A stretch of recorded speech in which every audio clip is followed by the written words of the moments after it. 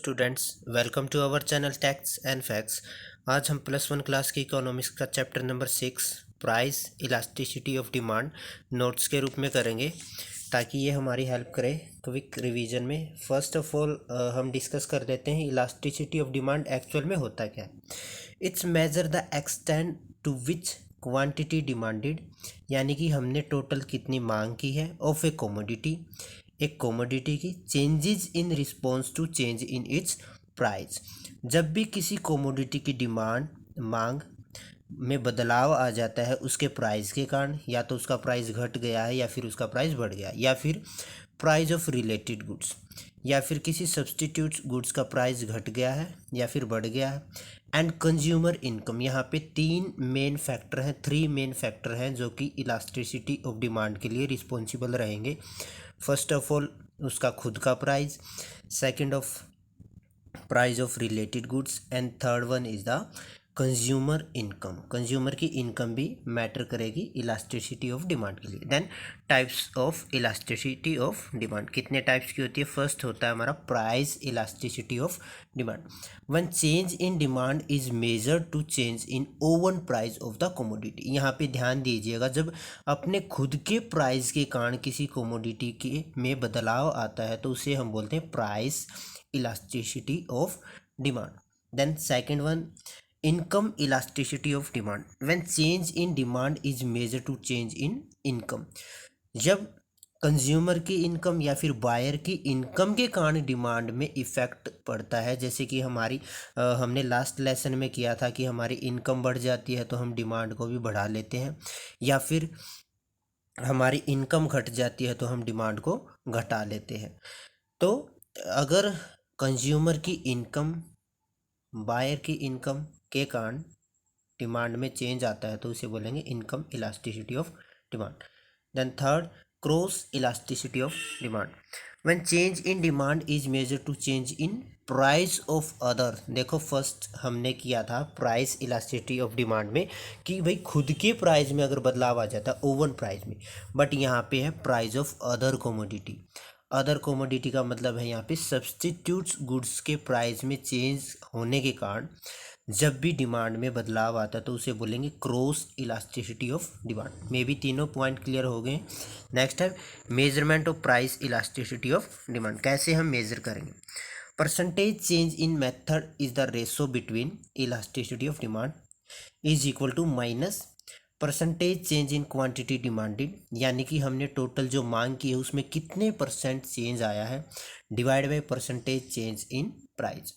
Price में कितने percent बदलाव आने के कारण हमारी मांग में कितने परसेंट बदलाव आया। जैसे कि हमने लास्ट लेसन में किया था, जैसे ही प्राइस बढ़ जाते हैं डिमांड घट जाती है, प्राइस घट जाते हैं तो डिमांड बढ़ जाती है। इसको हम किसी दूसरे तरीके से भी लिख सकते हैं, जैसे कि ED elasticity of demand is equal to minus change in quantity divide by q multiply p divide by change in p. जो हमारा ये ट्रायंगल का साइन है इसको हम चेंज इन बोलते हैं, change in quantity. Then why should use percentage change. हम हमेशा परसेंटेज का यूज क्यों करेंगे इस फॉर्मूले में। If percentage is not considered then comparison of elasticity across two goods become difficult. अगर हम परसेंटेज का साइन नहीं लगाएंगे या फिर परसेंटेज को कंसाइडर नहीं करेंगे तो ये बहुत मुश्किल हो जाएगा हमारे लिए एक दूसरी गुड्स के साथ कंपेयर करने में। जैसे हम नहीं बता सकते भी 10 रुपये का चेंज आया है, 12 रुपये का चेंज आया, बट अगर हम उसको परसेंटेज में कन्वर्ट करेंगे कि 5% चेंज है, 3% चेंज है, तो हम आसानी से कंपेयर कर सकते हैं एक गुड्स को दूसरी गुड्स के साथ। इसीलिए हम परसेंटेज का साइन लगाते हैं। Then why should minus sign to be prefix. और माइनस का साइन हम क्यों लगाते हैं हमेशा फॉर्मूले में, जैसे कि यहाँ लगा रखा हमारा ये साइन क्यों लगाते हैं, क्योंकि due to negative relationship between price and quantity. ये हम एक्चुअल में पढ़ चुके हैं कि प्राइस और क्वांटिटी यानी कि डिमांड में हमेशा नेगेटिव रिलेशन होता है। The price and quantity will always change in opposite direction. दोनों क्या करते हैं, अपोजिट डायरेक्शन में मूव करते हैं। अपोजिट का मतलब है अगर एक बढ़ेगा तो हमारा दूसरा घटेगा, अगर दूसरा घटेगा तो पहले वाला क्या करेगा, बढ़ेगा। नेक्स्ट है हमारा distinct situation of elasticity of demand, horizontal straight line demand. Horizontal straight line demand क्या होती है? Is known as a perfectly elastic demand curve. Perfectly elastic का मतलब होता है अगर हमारा जो कि पूर्ण रूप से प्रभावित होती है। इलास्टिक का मतलब होता है प्रभावित।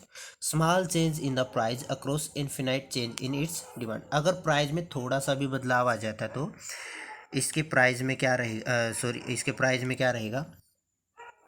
Infinite change in it's demand. तो डिमांड में क्या आ जाएगा हमारा? इन्फिनाइट चेंज आ जाएगा। जैसे कि यहाँ पे हमारा दिखा रखा है ग्राफ में। नेक्स्ट है vertical straight line. Vertical straight line क्या होती है? प्राइस हमारे जो है 246 यहाँ पे गिवन है, बट हमारी जो डिमांड रहेगी हर प्राइस पे वो डिमांड जो रहेगी वो फिक्स ही रहेगी, इन इलास्टिक रहेगी, यानी कि अप्रभावित रहेगी, डिमांड पे कोई प्रभाव नहीं पड़ेगा। बट यहाँ पे प्राइस में चेंज आने के कारण डिमांड में हमारा जो था इफेक्ट पड़ रहा था, यहाँ पे डिमांड में कोई भी इफेक्ट नहीं पड़ेगा, इन इलास्टिक रहेगी, अप्रभावित। नेक्स्ट है रेक्टेंगुलर हाइपरबोला। क्या होता है? Under which all the rectangle area are equal, जहाँ पे here total expenditure on the commodity remains constant, जहाँ पे हमारा जो एक्सपेंडिचर रहेगा वो कांस्टेंट रहेगा, स्थिर रहेगा, no matter price of the commodity increase और डिक्रीज। इसका कोई भी मैटर नहीं करेगा कि हमारा प्राइस बढ़ रहा है या फिर घट रहा है, हमारा जो एक्सपेंडिचर है वो कांस्टेंट रहेगा। अब कौन कौन से फैक्टर हमारे प्राइस इलास्टिसिटी ऑफ डिमांड को इफेक्ट करते हैं? फर्स्ट है नेचर ऑफ द कमोडिटी। अगर हम नेसेसरी गुड्स को यूज़ करते हैं जैसे कि साल्ट, ऑयल, जैसे कि हमारे यहाँ दे रखा है साल्ट, ऑयल, उनकी जो मांग रहेगी वो रहेगी इन इलास्टिक। इन इलास्टिक का मतलब होता है हमारा अप्रभावित,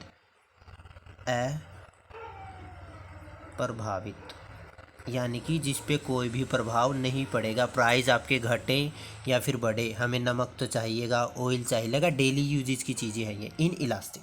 लग्जरी है जैसे फर्नीचर है, गारमेंट्स है, कार है, उनकी जो डिमांड रहेगी वो इलास्टिक, यानी कि प्राइस बढ़ने से इनकी डिमांड घट जाएगी, प्राइस घटने से इनकी डिमांड बढ़ जाएगी, यानी कि प्रभावित करेगी। नेक्स्ट है अवेलेबिलिटी ऑफ सब्सटीट्यूट्स, जैसे कि क्लोज सब्सटीट्यूट्स। क्लोज सब्सटीट्यूट्स का मतलब है जैसे चाय और कॉफ़ी। अगर चाय के प्राइस बढ़ जाएंगे तो कॉफ़ी की मांग भी बढ़ जाएगी, कॉफ़ी की डिमांड बढ़ जाएगी, तो इलास्टिक होता है हमारा सब्सटीट्यूट्स में। मल्टीपल यूजेज जहाँ पे भी हैं, जैसे कि गुड्स को एक गुड्स को हम दूसरी गुड्स में अलग अलग यूज़ कर सकते हैं। जैसे कि दूध का हमने एग्जांपल लिया था, दूध से मिठाइयाँ बना सकते हैं, दूध को से हम दही बना सकते हैं, पनीर बना सकते हैं, वहाँ डिमांड क्या करेगी? इलास्टिक। नेक्स्ट है पोस्टपोनमेंट ऑफ यूज़, जहाँ पे हम फ्यूचर के लिए पोस्टपोन कर सके कुछ चीज़ों को, तो वहाँ भी आपका इलास्टिक ही रहेगा। नेक्स्ट है इनकम लेवल। अगर हमारा इनकम लेवल बढ़ जाता है तो डिमांड भी बढ़ेगी, इनकम लेवल घट जाता है तो डिमांड भी घटेगी, ये डिपेंड करेगा हमारी इनकम पे। हैबिट, अगर कंज्यूमर की हैबिट है, जैसे कि हमने बोला था अल्कोहल है, कुछ स्मोकिंग स्किल्स हैं, तो वहाँ पे इन इलास्टिक रहेगा, प्राइस कितने भी हो जाएं वो हमारी हैबिट है, वहाँ पे इन इलास्टिक यानी कि अप्रभावित रहेगा आपका।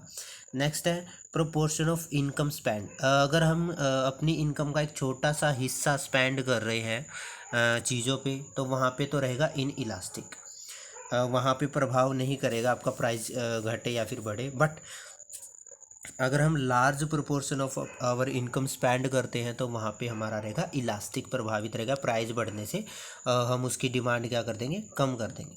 नेक्स्ट है price level. Price level of course matter करेगा, हमारा प्राइस ज़्यादा होगा तो डिमांड कम हो जाएगी, प्राइस कम होगा तो डिमांड ज़्यादा हो जाएगी। नेक्स्ट है टाइम पीरियड। टाइम पीरियड यानी कि अगर हम शॉर्ट पीरियड के लिए उसको यूज़ कर रहे हैं तो इन इलास्टिक मैटर नहीं करेगा थोड़े समय के लिए प्राइस, बट अगर हमें कुछ चीज़ें लॉन्ग टर्म के लिए चाहिए तो उसका प्राइस हमारा इफ़ेक्ट करेगा, इलास्टिक रहेगा वो। तो आशा करते हैं आपको ये वीडियो पसंद आए, ये लेसन आपका क्लियर हो गया हो नोट्स के रूप में। अगर आपको हमारी ये वीडियोज़ पसंद आ रही हैं तो प्लीज़ हमारे चैनल्स को लाइक कीजिए, सब्सक्राइब कीजिए और अन्य दोस्तों के साथ शेयर कीजिए, ताकि फ्यूचर में भी आपको ऐसी वीडियोज़ मिलती रहे। Thank you.